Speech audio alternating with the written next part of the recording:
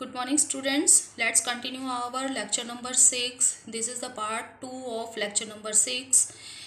In this part we will concentrate on the second branch of geography, that is regional geography. As the name suggests, regional. In this part of geography we discuss about a region, not a whole world or not a single element. We take a region and discuss whole elements about this region. Suppose, okay, this concept is given by also a German geographer named Karl Ritter. Regional geography considered the area as a whole first. Suppose from the whole world we can take a country. From a country we can take a state. From a state we can take a district. From a district we can take even a small region of this district or a village.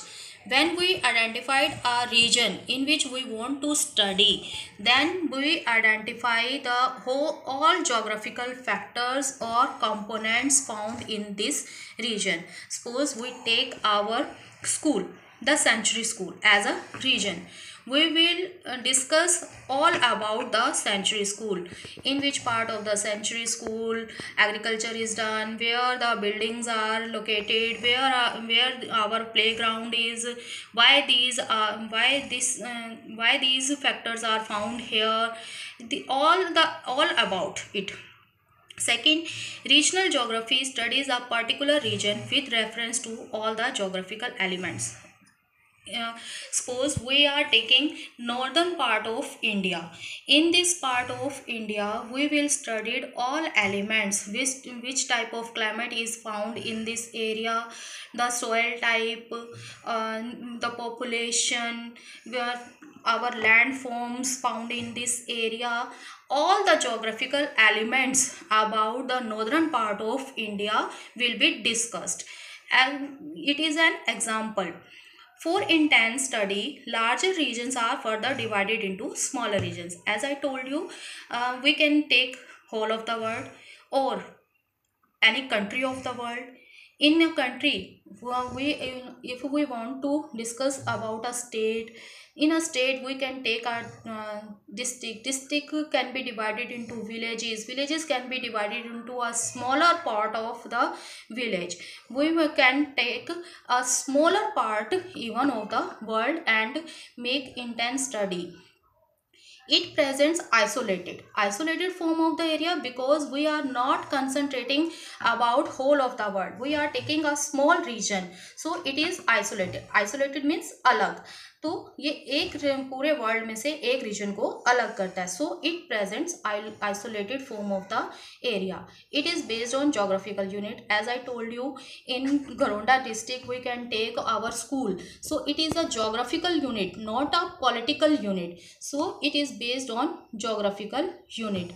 This study examines the man environment relationship. As I gave you the example of northern part of the India, where the agriculture is developed. Why the agriculture is developed, or wheat or rice is mostly grown in the northern part of India? We can explain the man environment relationship, because the climate is very suitable for these crops. The soil is also very fertile. So we are making the relationship of man and environment. So these environmental conditions persuade man to develop agriculture in this part. The boundaries of the regions are identified.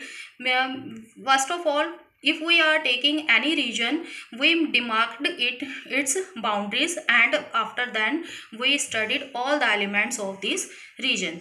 So this method is also known as regionalization. Now, what are the advantages of regional geography?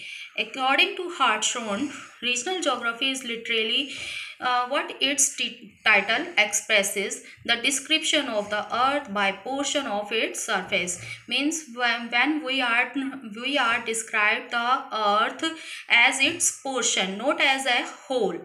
So main advantages of regional geography are the study of geography becomes easy and more effective, because we can take a single part and we can make intense study of this part. So it is very easy to understand about us even a smaller region. Second, it examines the man-environment relation, as I also explain it by example. It discuss the man-environment relationship, and this is also called cause and effect relationship. The basic principles of geography are easily understood. Basic principles of geography, because man is totally depend upon natural environment. Our activities also depend upon the natural environment or the geographical factors found on the earth. So this basic principle is easily understood. We come to know the economic disparities among various regions. As you know, the whole world is not the same. Some parts of the world are economically very developed, some are lagging behind. Why these economic disparities are found in the world, we can easily explain through this regional geography, because we can discuss all the elements found in particular region, and it also affect their economic conditions. The study is intense because area is limited. Because we are taking a small part of the world, we can study all the elements of this part. So study is very intense in this type of geography. Okay students, have a nice day.